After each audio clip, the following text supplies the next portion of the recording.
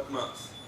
It's March 11th, 2012. Our message today is called Elim and the Nations. Elim and the Nations. Does anybody recognize the word Elim?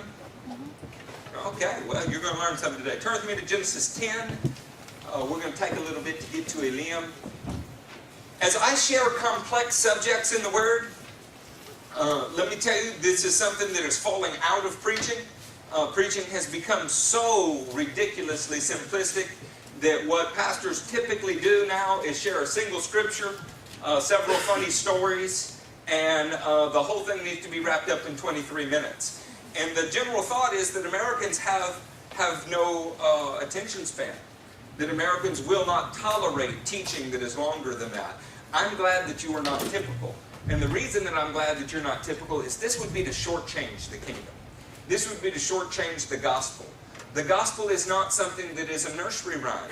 It's not simply rule upon rule and precept upon precept that you teach children in a sing-song way. It is such a complex, beautiful, wonderful mystery that you could spend your entire life studying all of the Word and never have soaked it all in. When Jews find something new in the Word, the rabbis would teach them to pray and say, "Thank you, Lord God, for your Word is a 70-sided gem, and I have seen one more beautiful side." This is the way that we approach the Word. So in Genesis 10, let us pick up with verse 32. These are the clans of Noah's sons, according to their lines of descent within their nations. From these, the nations spread out over the earth after the flood. There is a time period, the Noahic flood, some 2400 BC. And it's on the timeline, on the wall, some 1600 years after man, the earth is so corrupt that God floods it. And then, in Genesis 10, we have what people refer to as the Table of the Nations. Genesis 10 starts with Ham, Shem, and Japheth, the three sons of Noah. They represent all of the human race after the flood. Because anybody who is here had to come from Ham, Shem, Japheth, and their wives, period. Kind of like everybody can be traced back to Adam and Eve. Well, if all of creation was wiped out and 8 people in all, 3 sons, their daddy, and their wives, 8 people in all survived, then everybody on the planet goes back to those sons. Yes? Is that right? Am I wrong, Keith? Okay, good. If I am, say so. Keep an eye on it, Andrew. I need you to stay with me today because I already know what I'm going to preach. Yeah? See, I'm already really familiar with it. So who's this message for? There you go, Cody. It's for you. Praise God, got that big arm out there. So the 3 sons of Noah produced all of the nations on the earth. How many of you know that the Jewish people love the Word of God? Yeah, the first 5 books were something that were commonly memorized by the age 13 in first century Jewish society. So how was Jesus the Word? Well, it was His character and it was His substance, but on a very natural level, when Luke says He grew in stature and wisdom, He had to memorize it, just like everyone else. Yeah? How many of you would like your 13-year-old to have memorized 5 books of the Bible? Maybe they would not act like the 13-year-olds that many of us know. Yeah? Well, because Jews loved the Word, because it was a part of culture, they did something. When you look at verse 2, what's it say? Somebody read that out loud, just the very first few words of it. Verse 2 of chapter 10. Just somebody call it out. The sons of Japheth. Now, we read this, we go, oh, it's a genealogy, right? The sons of Japheth. And then who else are you going to see? You're going to see the sons of Ham come next. And then the sons of Shem come after that. And there's all these names listed under it. Has anybody in here ever counted them? No, why would you, right? Jews went, wow, if everybody on the planet came from these 3 sons, then every nation can be traced back to their sons. That'll tell us how many nations there are. And from Japheth, we have a total of 14 names that are under him. 14 nations sprung forth from Japheth. And from Ham, we have a total of 30 names that sprang forth, 30 nations that came forward from Ham. And after Ham came Shem. From Shem came 26 people. Where that comes from is counting their names, making sure that you don't catch anybody twice. So when you add 14, 30, and 26, Wish Mr. Fred was here today. What you end up with is 70. This rose the popular thought among all Jewish people that 70 represented the number of nations in the world. Now there may one day be 80 because nations split or nations grew. Today they say there are 216 nations in the world, but the number 70 in the Bible always represents the nations of the world. Turn with me then to Genesis 46. If we can watch an entire 2-hour movie and be able to put together the beginning, the middle, and the end, surely we can string together a couple concepts in the Word that are buried in our hearts, right? So in Genesis 46, we see more listing, more names. What happened is when God began to apportion the nations upon the planet, the Jews say that there were 70. But out of all of the nations on the earth, did He pick one that was special? Yet did He set His affection upon one that was special? Was it because they're smarter than everybody? Was it because they're better looking than everybody? Was it because they're good with money? No! Bunch of Gentiles. No, it's really not. It was because they were the smallest in all of the nations. The least affluent, the least influential. The least. So let me ask you, why did He pick you? Did He pick you because you had it all together? Did He pick you because you were a person of noble character and we're going to change the world in your own right? No, He picks people in which His power can be displayed to the greatest extent. He picks people that from the very lowest place, He can take them to the highest place. The story of the Bible is a story of rescue. Starting in Exodus 1 and 2, we see a God who sees the condition of His people in Exodus, and so He comes down.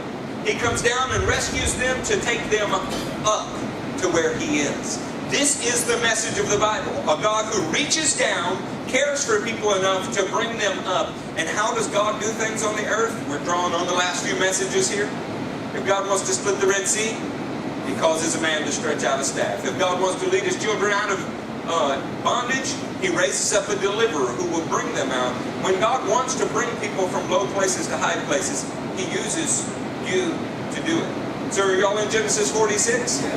In Genesis 46, we're going to have an incredibly obvious point here.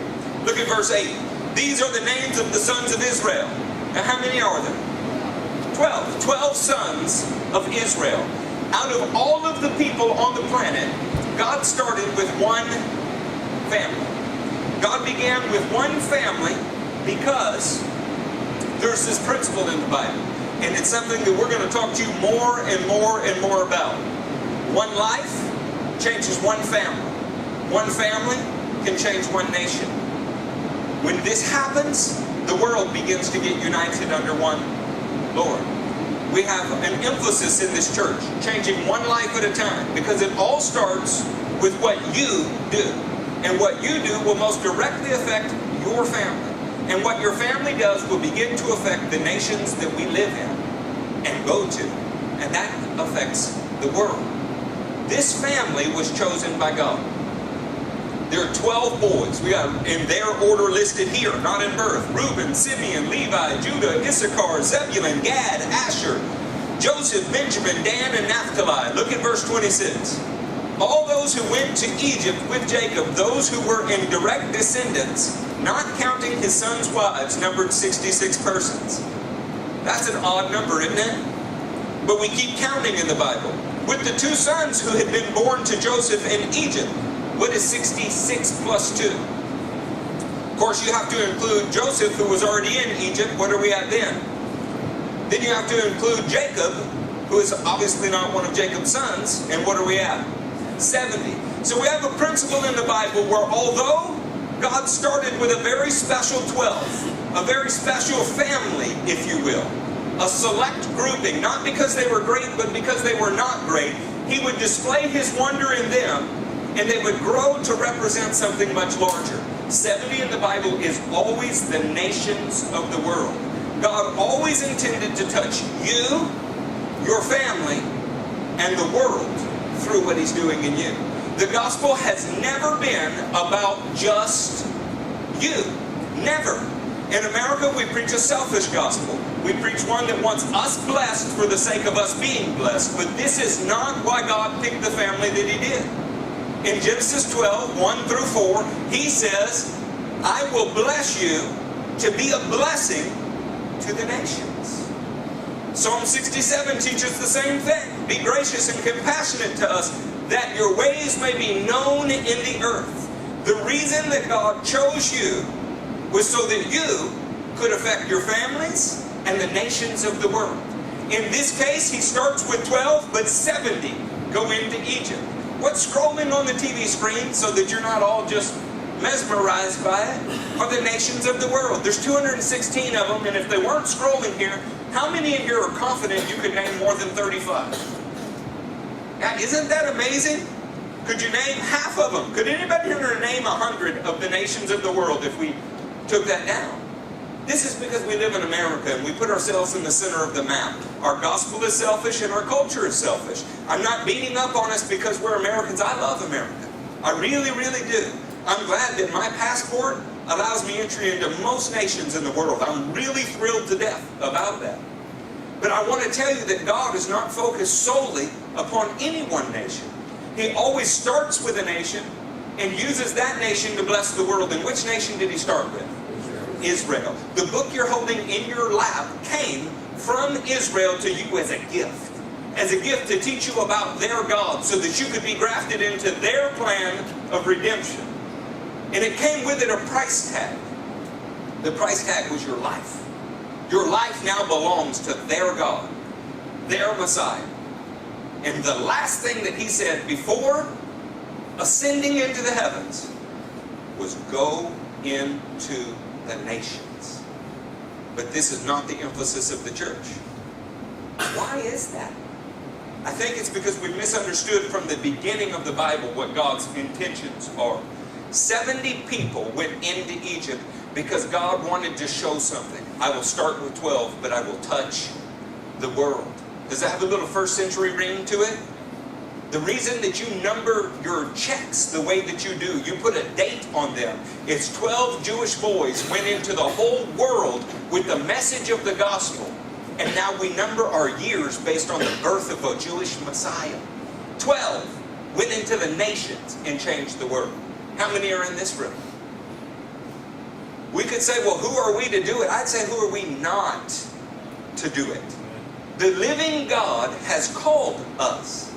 The question is, will we answer His call? Turn with me to Genesis 49. Isn't it nice when you only have to turn a couple of pages? In our church services, we often hit hundreds of scriptures, but this morning I put most of them in order for you. Say thank you, Pastor. Thank you, Pastor. All right, you are welcome. In Genesis 49, in verse 3, we have Reuben. In verse 5, we have Simeon and Levi. In verse 8, we have Judah.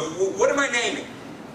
I'm naming the 12 again, right? The 12 special ones. Out of all of those, who does your heart just kind of go to? Jesus is the Lion of the tribe of Judah. Judah's the fourth born. Is fourth born particularly special in the Bible? No, it's not at all. And Judah ends up, we say, chosen for all kind of crazy reasons. You know, I mean, when we lived in Louisiana, we loved Mississippi back in the 80s and 90s. You know why? They were the only state in the nation that made us look good. Right? Now, they had some decent governmental changes, and now I'm not sure that's true anymore. The reason that Judah looked so good was his three older brothers looked so bad. Reuben did ugly things with his father's wife. Simeon and Levi hamstrung oxen in their anger. They killed men in their wrath. And there's a promise that is given. What started with 12 family members, something was going to happen with. Genesis 49, starting in verse 10. The scepter will not depart from Judah, nor the ruler's staff from between his feet, until he comes to whom it belongs. And the obedience of the nations will be his. What God intended to start with a single family, actually it starts with a man. Abraham, who's a friend of God, and a family that was built for the man, these 12 sons, would eventually touch the entire world. And what would belong to this Lion of the tribe of Judah? The obedience of the nation. So I want to ask you, how can they be obedient when they don't know who he is? I was standing in y'all all have pictures of Indra. I was standing in a tribal region of India where for 300 years there has not been a single convert in that village. When you talk about Jesus, they say, who? None of them were opposed to the gospel. They didn't know there was a gospel. How long could we stand for something like that? How long can we say that we're being obedient and he does not yet have the obedience of the nations? I'm proposing a priority shift. Say, everybody always wants to know, well, what do I do? We'll get to some things that you can do. Let me tell you some things that my family is doing. Is that fair enough? I wouldn't ask you to do anything. All I'm going to do is tell you some things my family is doing. I'm going to give you a sickening number. You want to know what the number is? $1,200. $1,200 is the lowest possible estimate that my family spent on cable television last year. Isn't that sick? Now, let me ask you. On the cable television where I spent $1,200 last year, how much is godly education? Is anybody going to jump up with an overwhelming, oh man, cable fell from the heavens? You know, how to get that Brazilian booty lift on a Saturday morning? From the heavens. How to, and Lord, I'd say something else, but that seems to be all there is on TV these days. It's how to be healthier, wealthier, and sexier, right? This is America's fascination. We spend more on cosmetics than many countries' gross domestic product. Yeah? We spend more on ice cream and dog food than most countries have to feed the populace of their nation. I can't tell you how sickening it is to come back from somewhere where there are starving children and see a dog food commercial where they're cutting up filet mignon. Because your dog deserves the best, JJ. He does. I tell you, I love my little dachshund, but he does not deserve the best. He certainly does not deserve what a child somewhere is not able to get. Can you say amen to that? Or are we so callous that we're twisted up on this one too? So one thing that we decided to do is, in addition to tithing, in addition to the offerings that are already there, we're looking for areas where we can do without in our personal life something that really doesn't benefit us spiritually anyway. For missions. Does that sound like something that is incredibly radical or very, very elementary basic? Doesn't that sound as basic as could possibly be? I got to tell you, the decision didn't come easily. You know why it didn't come easily? Because we're pretty attached to our stuff. We just really are. Some of the questions that came up in my household, but is what about this program? Okay, well, let's bring it down to a real spiritual level here. Would you trade Top Gear for the kingdom? Would you rather see, by the way, in India, a rural pastor, for $50, you support his family for a month? $50. So would you rather be able to watch American Idol or feed a pastor? Isn't that something? Now, when we start to do this, all of a sudden, other things come up in our mind. Yeah, but how much of the money actually makes it there? We find any excuse that we can to try to alleviate ourselves from having to do something. But why did God bless you? Yeah. God has always had his eye on a person that would affect a family, that would affect the nations of the world. In the Bible, this is represented through the family of Israel, 12, and the nations of the world, 70. And you see this pattern over and over and over. Out of these 12 sons would come one who the obedience of the nations would belong to. Turn with me to Exodus 15. How did Brandon get to Exodus 15? Did you lie to me in church, Brandon? Are you still turning to Exodus 15? You're just good like that, huh?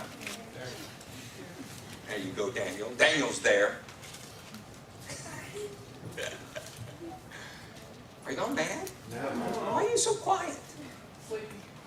You're sleepy? You get up at like 3 in the morning anyway.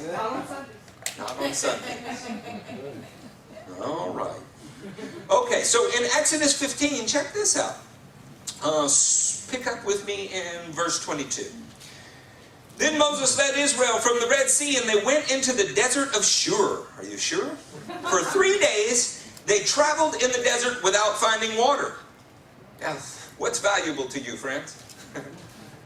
Do you want $1,000 in your hand right now, or do you want water? Well, it depends on where you are. If you're in the middle of the Mojave, and you haven't had water for 3 days, you'd give $1 million for the glass of water if you had it, because your life depended upon it. What does a man's life consist of? Is it the abundance of his possessions? What does a man's life consist of? It better be the words of God that you have treasured in your heart. Teachers of the law who instruct people are like men who go into the storehouse and bring out both treasures old and new, the gospel says. What are you storing in your life? We all have heard these messages enough to properly defend our hearts against these messages. When you see the children on TV in Africa, right, and it's always a little bloated belly and a big white eyes, and it's like somebody cued the gnats and flies, right? What do you do with your remote? You just hit the next channel. You've seen it before. And you excuse your heart with things like, yeah, but if you give $1, only 2 of it gets to the children. It's better than none getting there. Lately, everybody has seen an internet sensation. Some 67 million people have watched the Coney 212 film. No? I know, we're all kind of technologically behind. They're criticizing this ministry. And by the way, it is a ministry. They're criticizing it. You know why they're criticizing it? Out of every $100 given, only 38 is reaching the children. How many were reaching the children before the ministry started? Yeah. Is that a reason why? How much money did we spend eating out last year if we had to total it up? Because we're just not capable of making a sandwich? I don't want you to feel bad about your life. That's not the point. I want you to have a life that's worth living. I want you to have a legacy that is worth leaving. I want you to stand up and be proud that you made a difference. One of the big problems is we don't believe we can actually make a difference. So listen to this. For 3 days they traveled in the desert without finding water. When they came to Marah, they could not drink its water because it was bitter. That is why the place is called Marah. Marah means bitter.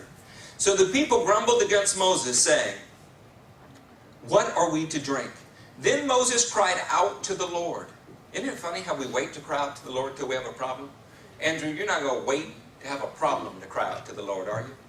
See, one of the things I was preaching about Wednesday night is the Lord loves you enough to put you in a situation where you will see worth in His Word. And you know when you value water the most? When you don't have it. The Lord will let you get into a very, very spiritually dry place so that you'll cry out to Him. And He will let you hunger, Deuteronomy 8 says, so that He can feed you and teach you that man doesn't live on bread alone. He lives on every word that proceeds from the mouth of God. He is trying to teach us something. If He lets there be a need in your life, we might need to examine what He is trying to teach us through that need. So many times we don't know what would cure us. So many times we don't know what we really need. Moses cries out to the Lord. And when he cries out to the Lord, something happens. Praise God, we serve a God who hears. The Lord showed him a piece of wood. Now this is kind of crazy. Showed him. This is one of those English words that just does not do the Hebrew text justice. In Hebrew, this is Yara. Yara doesn't just mean show. It can also mean an archer who shoots an arrow. But most accurately, it means instructed him, taught him. The Lord taught him about a piece of wood. What's the next verse say? What's he do with the wood? He cast the wood into waters. In the Bible, large bodies of waters represent the seas of humanity. The water had been bitter. The seas of humanity, friends, are bitter. Drive down 59. How many people are smiling and happy about life? If you happen to pull out in front of somebody in traffic, they're not telling you you're number one. They're trying to say something else, aren't they? Right. People are not happy. The sea of humanity is bitter. But the Lord instructed Moses about a piece of wood, a cross. It would change everything. When it entered humanity, it would change not some of it, all of it. It would take what was bitter and make it sweet. Now, I'm not a universalist. Me and Rob have parted ways over that. But I want to tell you this. What God is finished with upon the earth will be every tribe, every tongue, and every nation's representatives as the sons of God on this planet. This is what the Bible very clearly teaches. And He must have a representative of all. So what is left of the waters of Marah will only be that which He turned sweet. The rest will be purged from the creation. Are you hearing me? The Lord loved this world enough to send His Son into it to change it. Everybody can quote John 3:16. They forget about John 3:17. They forget that the verdict has already been issued. We are already guilty. And Jesus entered into our situation and our guilt for a reason. He wanted to pull us out of it and make us a part of His team, pulling everyone else out of it. I've quoted many times to you. 1 John 3:8 says the reason the Son of God appeared was to destroy the devil's work. Whose team are you on? Are you destroying the devil's work, or are you pretty well just making sure you have the most comfortable life possible? There is a church that you can go to that will assure you your very best life now. That will promise you every day is Friday. And you know what? There's a giant crowd there. It's complete with playgrounds and bookstores and everything that your heart could desire. Is that what Christianity is about to you? I'm not going to criticize somebody else's work. I'm talking to you. Is that what it's about to you? Is it about everything your heart's desire? Or is it about what you can do for Him? See, I've become persuaded over the last 19 years that Christianity is not about what God can do for me. He's already done more than I could have ever asked for. My life so exceeds my own expectations for it at this point that every day is an absolute blessing. Now my sole focus is what I can do for someone else. You know, John F. Kennedy was a president, not a preacher. But he definitely stole the theme from the Bible. We are asking the wrong questions, friends. We're leading people to the altars. We're leading them to decisions for Jesus that are little more than greed. Don't you want to go to heaven when you die? Don't you want a better life? Don't you want to go to Disney World? I mean, it's ridiculous. This is not the question. The question is, if He cleans you, if He credits you with His righteousness, will your life belong to Him? No matter what it is. That's the gospel. Let me ask you something. When they boiled John in oil, was he having his best life now? When they saw Isaiah in 2, was he having his best life now? When they threw Daniel in a lion's den, was he having his best life now? It's a big resounding no, and at the same time yes, because they were all in jeopardy for the King's sake. They knew what it was to have a fellowship with Him that was so close, people treated them like they treated Jesus. You know, 2 Timothy says anyone who wants to live a godly life, Matthew, anyone will be persecuted. How are we doing with that test? I was in a meeting in Sri Lanka where we actually had to keep our voices down because people will come and cane you across the face for talking about Jesus. So, well, I'm blessed. I live in this country. Yes, what are you doing with your blessing? What are you doing? Wouldn't it be nice if you could answer that question with a sincere, full heart, excited about not what you will do, but what you had already done? Anybody here built anything that's hard to build? Dustin fixes things. Dustin, when you have a car and you just can't figure it out, I don't know, like Brandon and Stephanie's car, and and you finally get some resolution, and you fixed it. You see that thing running down the road. Okay, it was a bad example, Brandon, Stephanie, I'm sorry. Doesn't it feel good? There is glory in what you suffer for him. You build worth in something that you had to do for him that was hard. Yeah? This is why I'm against making missions trips vacations. It's why I'm against spending more time shopping than you do evangelizing. That's not a missions trip. That's a ridiculous facade. But I did want to talk to you about something else here in the Word. There the Lord made a decree and a law for them. And there he tested them. He said, if you listen carefully to the voice of the Lord your God and do what is right in his eyes, if you pay attention to his commands and keep all his decrees. Do you hear all those ifs? That's what's known as a conditional clause. I will not bring on you any of the diseases I brought on the Egyptians, for I am the Lord who heals you. Then they came to Elim, where there were 12 springs and 70 palm trees, and camped there near the water. They had no water. What was in Elim? 12 springs. It's kind of like, were they in the promised land? They were not in the promised land. Were they in Egypt? They were not in Egypt. They were somewhere between the bondage of their slavery and the freedom of their future. They were still in process just like you. But the Lord wanted to teach them a message. He wanted to teach them a message about the cross that would change everything. He wanted to teach them a message that says, you were 12, and I care about the 70. You can be 12 springs that will produce fruit in every nation of the world. Elim would be famous in Israeli history. It would be famous because it was the place of refreshment. Where is your refreshment, friends? It's when you let God make you become a spring that feeds the nations. You want to feel good about your life? It will not happen when you buy a new dress. That'll feel good for 10 minutes. Spence, got to quit buying new dresses for you. It will not come when you get the new car. How many of you have had new cars that you're disappointed in a year after you bought it? Quit buying Dodges, Dustin.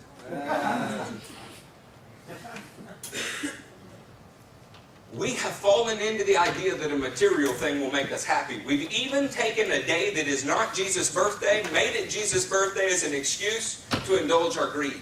And we do it every year. And we brag about how much, we don't say crap in church, do we? Junk. How much junk we buy our children. And we are not ashamed of it. We're proud of it. You want to feel good? Go feed somebody that wouldn't have eaten if you weren't obedient.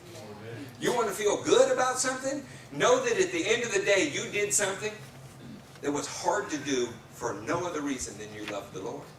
So Eric, we just don't have an opportunity. What am I preaching for 108 times a year in this building? I preached 42 times while I was in India. I tell them the same thing I tell you. Exactly. God didn't save you for the sake of you. He saved you for the sake of blessing the whole world. Start with your nation and move outward. There are all these Muslim nations between you and Jerusalem. I'm counting on you. If I'm honest, you know what else I told them they listened? I'm counting on you because I'm scared that my brothers and sisters in America are too cowardice to go into the Muslim countries of the world. But I know you Indians and you Chinese Christians will do it because you're not scared to be persecuted. That's what I told them. Everybody asked me what I preached there. I guess I just kind of slipped and told the truth. You know what? They rallied behind it. They're excited at the thought that God would privilege them with the opportunity to do something that even great America and all of its blessings shies away from doing. They don't understand that all the great blessings of America have become the great trappings of America. They don't understand that it is the poor who are really rich. They still watch the little bit of TV that they can get and envy Americans. To the point that 400 pastors will gather to come hear this pastor speak. In my own town, I can't get 4 pastors to gather to hear me speak, JJ. Except the ones we raise up. When we raise them up, I can say, be here at this time, and you're here at this time. Yeah. But in that time they will. You know why? Because America must be great. It's so blessed. And I want to tell you, the poorest nations on the planet are where the greatest movings of God are happening.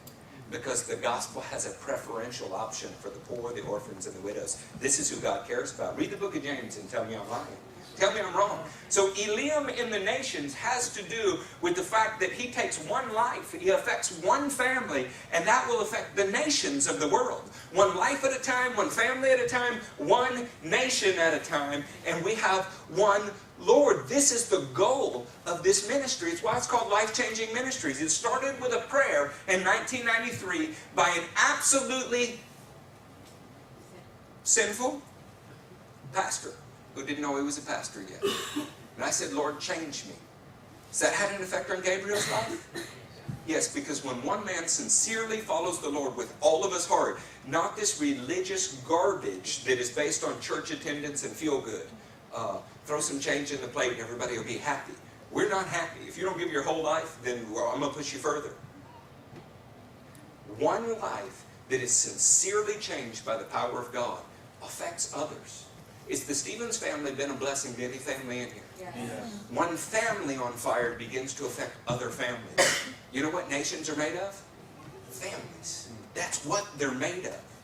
One thing that we're seeing in our social media right now, one thing that we're seeing is that a single person has the ability to touch the world. 6 days ago, a video came out called Coney 2012. If you haven't seen it, watch it.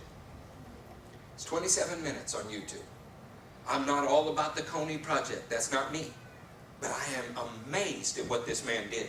I knew he was a Christian before I researched him because he was doing the works of Christ. 9 years ago, he went to Uganda.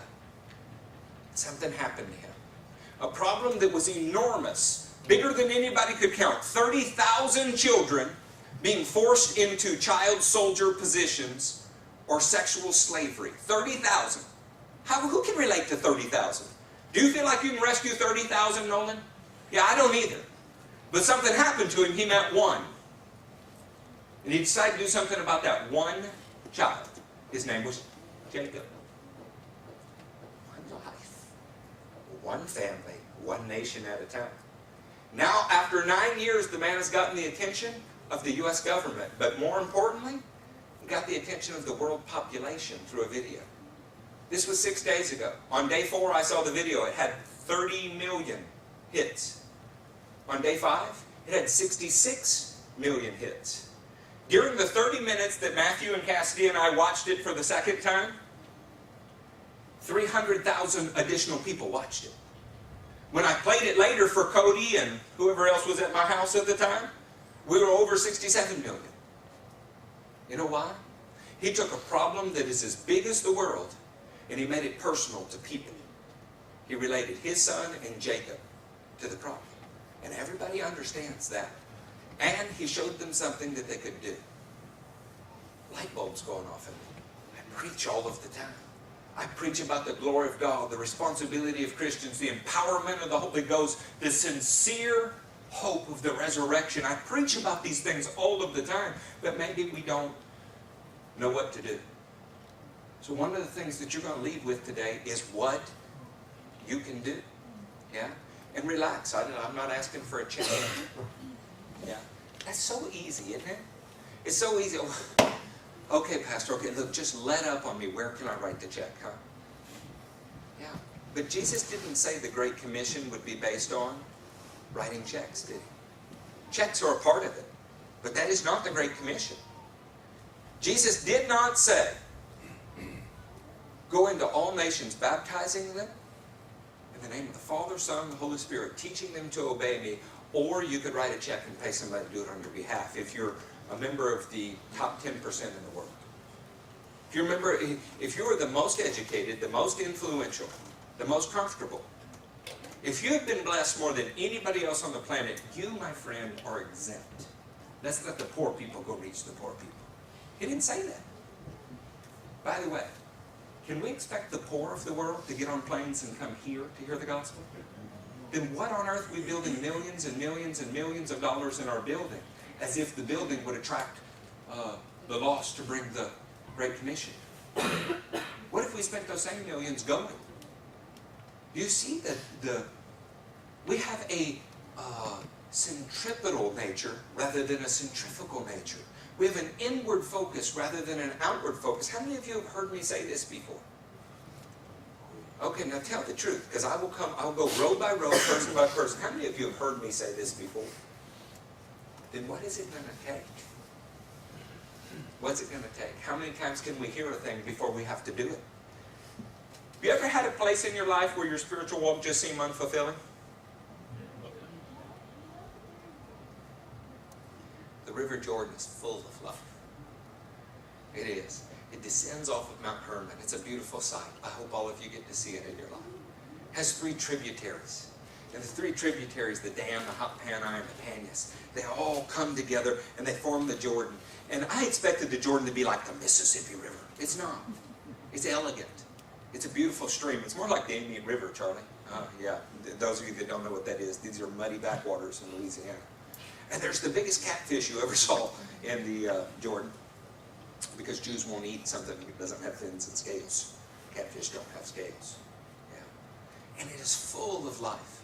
And it goes from northern Israel in the Hermon all the way down to southern Israel. It actually at one point enlarges so that it's 18 miles across, 7 miles in the other direction. And we call that the Sea of Galilee. That's what Jesus walked on. But it started as the Jordan River, full of life. There's fish in the Jordan River. There's fish in the Sea of Galilee.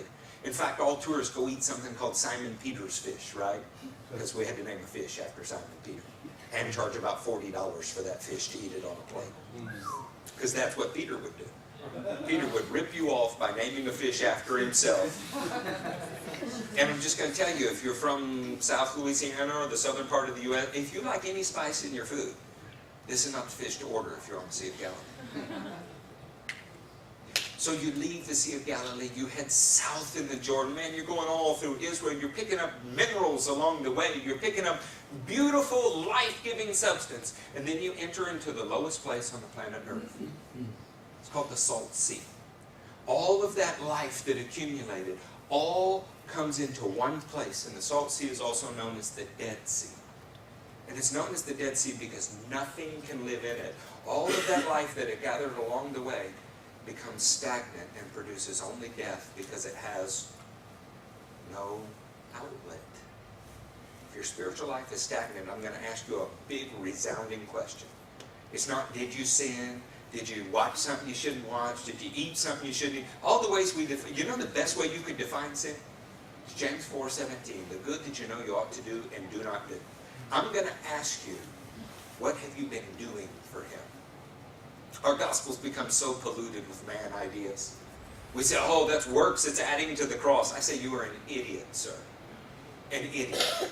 Any theologian that has made his entire point that the church does nothing is stupid. But that's what's popular.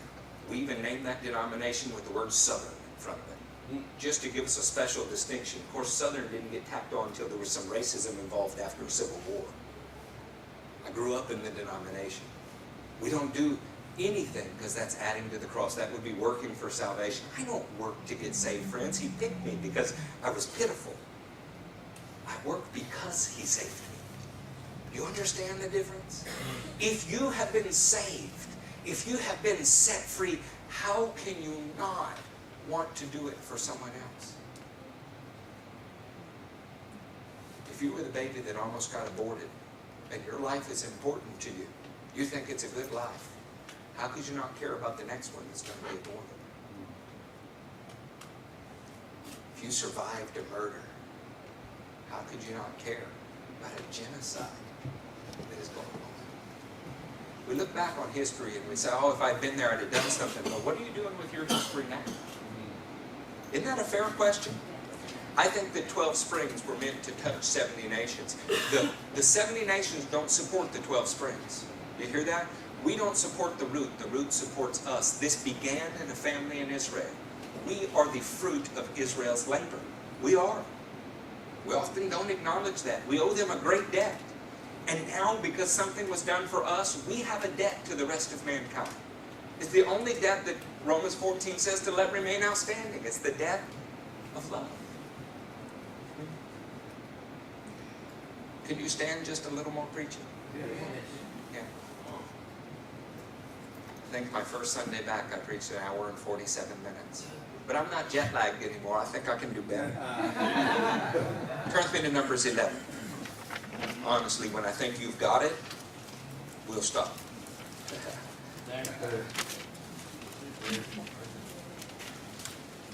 I said Numbers 11, right? In Numbers 11, we have an interesting thing happening. Lots of complaining. Good thing that never happens in church. Numbers 11:4. Somebody read that loud, because this is taped. And I want to tell you, people in India, people in Holland, people in Germany, people all over South America, people that I haven't met, it's kind of odd. Download and listen to these messages. In fact, I would go so far as to say it's greatly valued outside the room and sometimes undervalued inside the room. But that, you're here today, so I'm proud of you. Somebody read 11:4.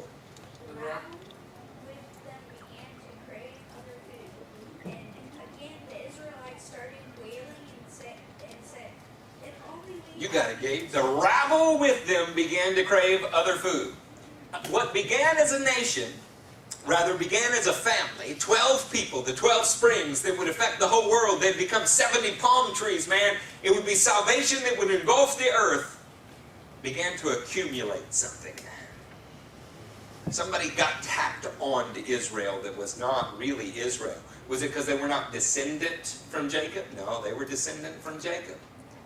But they did not act like their namesake. You know, this is a lot like Christianity. We fall into this category where we say, you can't judge me, Gabriel. You can't judge me. Nobody knows my heart. Of course, you know a tree by its fruit. We judge a palm tree, you judge an apple tree, all those things. So then we do something else. Joe, is he a Christian? He says he's a Christian. Sometimes attached to Christianity, wearing the name Christianity, is a bunch of rabble. And you know what the rabble wants? The rabble wants something other than daily bread. The rabble wants something other than what God is giving them. That's not enough for them. They want other food. They actually fantasize about what it was like back in the world as if they want to be back in the world. You know, it used to be that the prodigal had to leave the father's house to go spend his inheritance. But we live in a church age where we stay in the Father's house. Spend our inheritance on riotous living while in the Father's house. We live exactly like our neighbors do. Exactly. Our kids wear the clothes that they wear. We watch the programs that they watch. We vote the way that they vote. And our priorities are the same as theirs with two exceptions. Some of you attend church regularly. And some of you give in the offering. Some. Other than that, what separates us from our neighbors? What separates you from a Mormon? What separates us from a Jehovah's Witness? What separates us from other people that go to a religious service? The Buddhists back here beat their drums for 10 hours every Saturday. 10. You can hear it over here from that temple. We didn't have that kind of aggression when I was in Sri Lanka, and the nation is more than 80% Buddhist. They're emboldened here. You know why? Because nobody stands up. If our worship service is an hour long, people start coming later and later and later to it. We just don't have the tolerance for it. The Buddhists will worship for 10 hours back there. Who wants it the worst? I think what should separate us are the actions of Jesus. We ask ourselves on our bracelets, what would Jesus do? We have a whole book that's what he did. The question is not what would Jesus do, it's what are you doing for Jesus? Next time you're in your workplace and you hear that somebody is broken, you can just act like you didn't hear it and keep walking, or you could sit there and say, what am I doing for Jesus? So, but if I say something, I'm not supposed to talk about that stuff at work. Well, who do you work for? Who do you work for? Well, you don't understand, Eric. I work for the school system, and in the school system, you do? You work for the school system? Because that job can come and go, my friend, but your relationship with Jesus is your source. And by the way, you are supposed to be a source to the nations. 12 springs fed 70 palm trees. Are you hearing them? 12 fed 70. The rabble with them began to complain. Look at verse 16. The Lord said to Moshe, bring me 70 of Israel's elders who are known to you as leaders and officials from among the people. Have them come to the tent of meeting that they may stand there with you. I will come down and speak with you there. Like vanilla ice, you got a problem, he'll solve it, right? I will take of the spirit that is on you and put it on them. What would be the solution for the problem of the nations? The same spirit that was in the one man would go out to the nations. That's beginning to sound a little bit like Pentecost. The problem was the people didn't know what they would need. They didn't know what they should be eating. They didn't know what it was to be fed from the mouth of God. So God started with one man and took from him and put it on the 70 that represent the nations. Now, even the rabble had an example to follow. Even the rabble had leaders to follow. You know, it's an interesting thing. They say, well, this is a leader from every tribe, you know. And so you start doing math, and you say, well, if 6 came from every tribe, that would be 72. Of course, there's not 72 here. What is there? 70.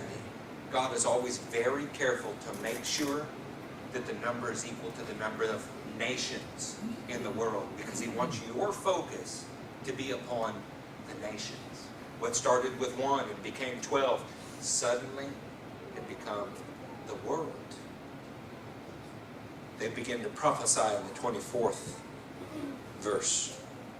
Israel experienced problems. They had rabble mixed with their sons. But one life, Moses, fed the nations 70 men who then could go change the world as they knew it. This ministry was founded upon Acts 16.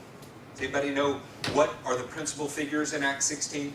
Paul goes with Silas. You guys just read this in your daily readings last week. He goes with Silas and Timothy. And while they're in Acts 16, while that chapter's happening, Paul sees a vision. You remember what it was of? It was of a man of Macedonia. One man. You know what he said?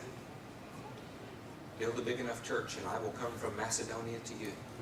Have a successful children's ministry and I will come from Macedonia to you. Put a Starbucks in your lobby and I will be there. It's not what he said. The vision was of a man in Macedonia. Brenda, he said, come over here. Come over here and help us. Paul finds that man. You know where he was? You know where he was, Steve? He was in jail. He was the warden, so to speak. You know how Paul and Silas found him? They were in jail, chained to their calling. They didn't have to be there. In fact, they were Roman citizens, Matthew. They could say, let me out of here. And you'd have to let them out. But they shut up. They were willing to be chained, willing to be beaten, willing to be stripped, because they had the sense that something might be about to happen. And one life, just one, it would be worth it. The first man saved in Macedonia was the jailer there. And they said the most unusual thing to him, you and your whole household will be saved. Because the Bible acknowledges the fact that one sincere conversion will affect a family. And one sincere family can affect the nations of the world. Most of the churches in the book of Revelation are right in or around the Macedonia area. It's all of northern Greece. At some points it included Greece. I mean, it was the center of the world, but it began with one man. And how did he get the message? Someone went to him. Was he poor? Probably not. Was he hungry? Probably not. Of course, he was hungry for something he didn't know he needed, and he was poor in ways he didn't know he was poor. He had the sentence of death in his heart. He was about to kill himself when Paul spoke out and said, don't hurt yourself, we're all still here. In other words, we could leave you, but we're not. You know why they could leave, Cass? Do you remember? There had been an earthquake and the prison doors came open, but the prisoners didn't leave. Friends, we don't endure hardship because we have to. We choose to. We choose to because their lives are worth it and the King is worth it. You know, it's just one of those things. If you hear 10,000 people are drowning, you think it's a tragedy. You hear one person's drowning, you want to help the one. Because it feels like it's doable. What if all of us picked one? You may not be able to do anything about the world's problems, but you can do something about the problem that faces you every day. It's a Spanish proverb. It's always been one of my favorites. That you may only have one chance to be a hero, but you have many chances every day not to be a coward. Turn with me to Judges. Y'all almost got this message? Yeah. It's raining. Where are you going to go? Might as well stay and talk about Jesus. Y'all know I've preached many times about Adonai Bezek. Adonai is a name for God. It's spelled differently in your English Bible, and it's spelled differently to give you some distinction. They want you to know we're not talking about the God of the Hebrews. Adonai Bezek is a false god, the god of lightning. You remember what he did? Verse 7, then Adonai Bezek said, 70 kings with their thumbs and big toes cut off have picked up scraps under my table. Why 70? This false god, Bezek means lightning, this false god of lightning felt like he had the world under his control. He felt like, by the way, Leviticus 14 and Leviticus 9 both say that your right earlobe as a priest, your right big, great, your right thumb, and your great toe on your right foot would all be anointed with the blood of the Lamb. This guy liked to cut those off. He liked to cut off what anointed you, what enabled you. Anointing is God's divine enablement. But for what? Oh, we're anointed to sing. Yeah. We're anointed to preach. We're anointed to work in children's church. We're anointed for everything except to carry the gospel somewhere other than right here. So, well, I am Eric. Okay? How many of us have sincerely witnessed from the depths of our hearts to someone this week, this month? Look at this. Look around you. What's that say? Well, God's just not giving us the opportunity. Do we think that's it? We're sure that it's just God who's involved. This guy liked to cut off the thumbs and big toes of kings and have them grovel under his table. How humiliating. He symbolizes Satan. He symbolizes Satan. And he had the nations of the world in his grasp, groveling under his table. And who did God send to their rescue? Judah and Simeon, members of that special family who got him touched. Because when you touch one man, and you touch a family, and when you touch a family, it can touch the world. Do you think it made a difference in those 70 kings' lives? Well, I think so. The answer for the world's problems is what God has already given you. That's the answer for the world's problems. In Daniel 9, you don't have to turn there because you already know it. The second verse says that the captivity of Israel would be how many years? 70. Israel would go into captivity in Babylon. Do you think 70 was at random, or do you think that when the people of God failed to trust God and show it in their actions, He gave them 1 year for every nation in the world that they were letting down by not being the people He called them to be? By the way, later in the same chapter of Daniel, how many weeks were decreed before salvation would be brought to the whole world? 77s. Do you see a pattern here? Our God cares about all the nations of the world, and He is not happy with His people when they don't care about what He cares about. But He will empower His people when they do care about what He cares about. Deuteronomy 32 is worth reading. Somebody read Deuteronomy 32:8. We're going to near the end of this message. Is that okay, Gina? The nations their inheritance, when you divided all mankind, He set up boundaries for the peoples according to the number of the sons of Israel. When God divided all of the nations, when mankind, His inheritance was spread out over the earth, how did He do it? According to the number of the sons of Israel. If you have a footnote there, it says according to the number of the sons of God. I want you to hear this, saints. When He determined how many nations there would be, when He set boundaries for them, when He determined that some child in Liberia would live in Liberia, I mean, have you ever thought about it? We all come into the world exactly the same way. came into the world because I got a mama. Just like you came into the world because you got a mama. My mama happened to live in Houston. So I was born in Houston. But what if she had lived in Liberia? What makes one life more valuable than another? Deuteronomy 32 teaches us something. When God apportioned these nations, He did it based on the number of His sons. You know why? Every son has a responsibility. Your son is the one that you can count on when you can count on no one else. I can have a work day. I can say, hey, would all of you come to church? I don't know how many of you will show up, but the ones that are called my sons, literally, Cody, Brandon, Judah, Gabriel, they'll be there. You know why? I don't have a choice. They're my sons. If we're God's sons, do we really have a choice? Do we? Is obedience optional? Can we say we'll go and then not go? I would rather you say you're not going to go and go anyway. Didn't we have a parable like that in the Newer Testament? When God picked where and how people would be born and He set limitations in their life, He didn't set any bigger limitation than He set sons of God.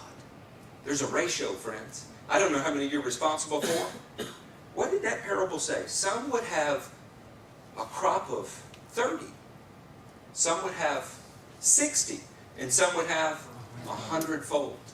I don't know what you're responsible for, but I know you are responsible for some number. I know that. And I know that nothing happens when we do nothing. Somewhere we have to be jarred. Not guilted, jarred in our righteous soul. Y'all remember the 1040 window, that project that floated through the church, right?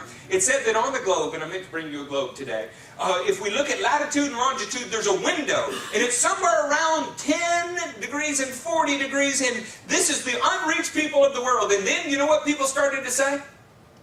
We have to go to that area. And you know why we have to go to the area, Cassidy? Because Jesus won't come back until every tribe, tongue, and... Do you mean even your missions efforts are selfish? How pathetic. We don't go because we care. We don't go because we want to feed them. We don't go because they desperately need Jesus. We go so that Jesus will come back and rescue us. Could there be anything more pathetic than that?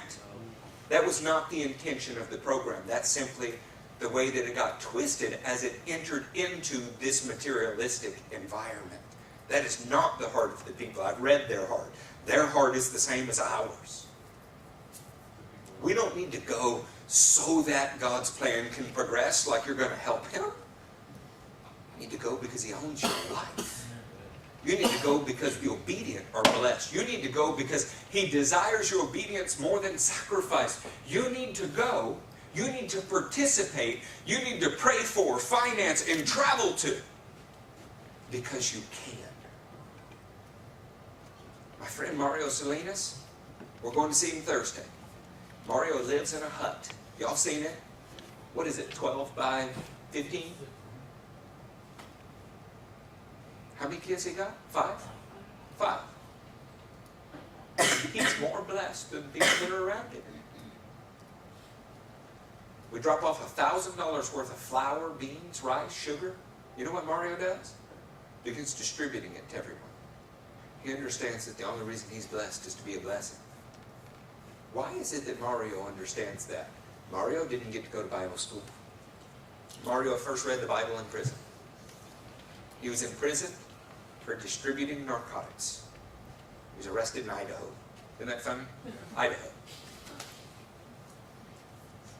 That's how he learned English. It's where he first read the Bible.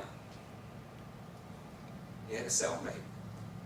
They had to decide whether they were going to fight or pray. Praise God, they prayed. But when he was a drug dealer, he distributed something. He went into foreign nations to distribute it. He risked himself against the law to distribute it. He risked everything that he had to distribute it. It cost him about 12 years in prison. Now he's found something better. Maybe it's just for a special few. Maybe this kind of thing is just for Mario. Because if that's true, then we could go back to our couches and our TV sets. We could feel great about ourselves, call ourselves champions, right? Because we're all champions. Even if we've never done anything, we're champions. So, well, friend, what if I'm in certain sin? Well, that's not God's best for you. And what if I'm considering suicide? Well, that's not God's best for your health. I mean, this is stupid. The King of the universe is calling. He's calling. So, well, how's he calling? Well, for one, I spent most of my life in Baton Rouge, Louisiana. Yeah. That's the Nazareth of the United States. Can anything good come from there? I used to joke that Houston and New Orleans were the armpits, right? I'm not going to tell you what the Mississippi River was. But you know what? God has taken people from those places just like every other, and He scattered them around the world. A man named Billy Hornsby that comes from a town you've never heard of. He's now with Jesus. He was just a cop, but he decided to do something for Jesus. In his lifetime, he helped to plant, or helped other people to plant, 350 churches.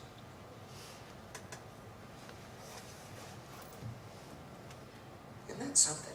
Isn't that worth something? I'm not going to read to you Numbers 29. There's a message out there called A Whole Lot of Bull. If you want to know about Numbers 29, read A Whole Lot of Bull. Listen to the message. There's one feast that more than any other symbolizes the salvation of the nations. It's the Feast of Tabernacles. And on the Feast of Tabernacles, the very first day, you sacrifice 13 bulls, then 12 bulls, then 11 bulls, then 10 bulls, all the way down for 7 days. And you know how many bulls you end up sacrificing? You guessed it, 70. Because the plan of God would be complete when the nations of God had been brought in. Elim is a pattern. 12 become a spring for 70. All the nations of the world. In Matthew 10:5, how many people did Jesus send out?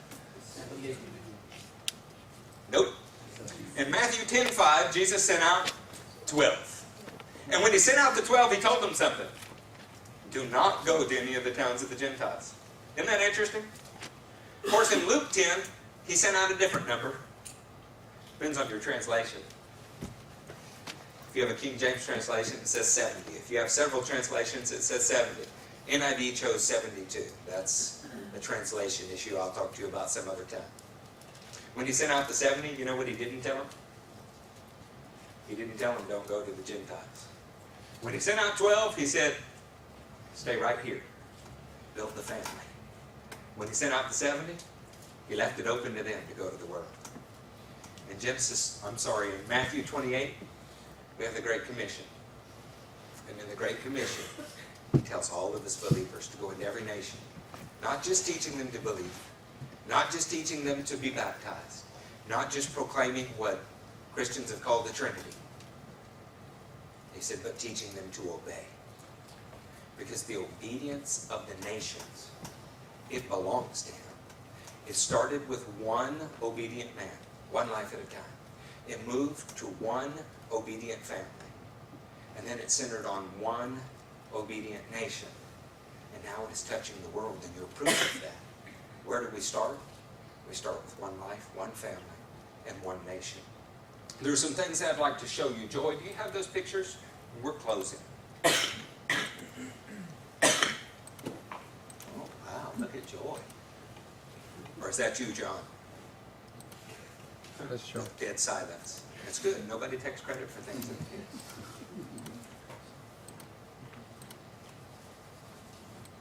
Okay, so it's all right. We don't have to have that. I would like you to do a couple things. One is, for this Wednesday, read Psalm 67. Okay? A young man who's hoping to start a church soon, Gabriel Mays. All of you know Gabriel, most of you do. He wrote a great worship song, and it was Psalm 67. As we were praying about this meeting, as we were looking at this, go to the other picture first. Our logo, this is as best we could approximate it. None of us are artists. Mario, you might help us with this. Our logo is a man with his hands raised, right? One life changed. Y'all seen that? It's on our website, it's on our sign, it's everywhere. This represents one life at a time. one family at a time, one nation at a time, builds the one true kingdom, God's. Are you with me? Go back to that other slide, Joy. One life, one family, one nation. This is not about branding. It's not about marketing.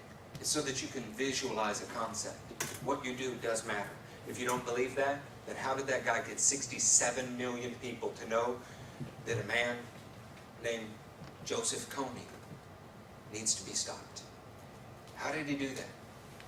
He did it because he began to care about one life. He cared about a kid named Jacob. Go to watch the video. It can be done. This is essentially what God told me when He sent me to Sugar Land. He said, Lord, why there? Look at all those churches. Look at all those people. But apparently He cared about you. You think He cares about Larissa? He brought her from the west coast of Africa to here. Think He cares about Justice and Clementina and Andrew and Brenda? Whether from England or Ghana, wherever He had to bring them, He brought them. Because He cares. Is a life worth less because they were born somewhere else? It's not when you get to know Him. It's not. It's not. If it was my son that was starving, you would not be my friend if you didn't do something. Read Psalm 67. Secondly, we have something else for you to do. Who has their bulletins? Because we print these every week. I need one, by the way. Cass, can I have yours? We print these every week for you.